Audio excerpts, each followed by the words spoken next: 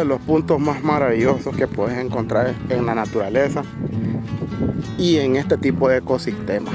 Es caminar por un bosque inmenso de coníferas.